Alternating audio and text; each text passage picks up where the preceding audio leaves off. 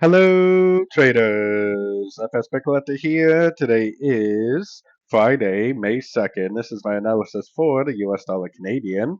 If you haven't done so yet, definitely do check out my free Discord group. It's linked down here in the corner at the end of the video. And make sure to check out my website, fxpipcollector.com. Watch the video on the home screen to learn more.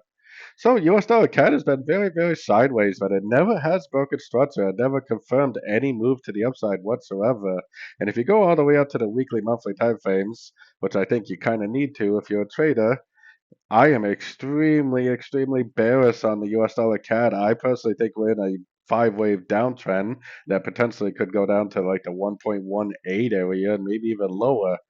This is a monthly time frame, so it's probably going to take all year and probably a good chance next year also to play out. But it's extremely, extremely important, even if you are trading the 1 hour time frame and below. So keeping that in mind, now we go down to the 1 hour time frame, and this is where we start saying to ourselves, okay, well, this is sideways, looks like a complete pattern, looks like we should go up, or it looks like we should break structure, and then perhaps maybe next week make a move to the downside.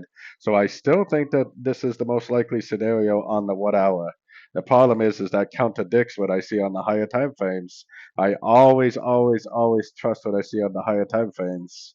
Because even though it looks like on the 1 hour this is the most likely thing to happen, and it probably will play out like this, with big news coming out today, like non-farm payroll, it's a really good opportunity to trap people that only focus on the sort of time frames. If you only focused on the sort of time frames, you would think up, but then the news comes out and it just shoots right down because the higher time frames are in a downtrend and nobody's paying attention to the higher time frames.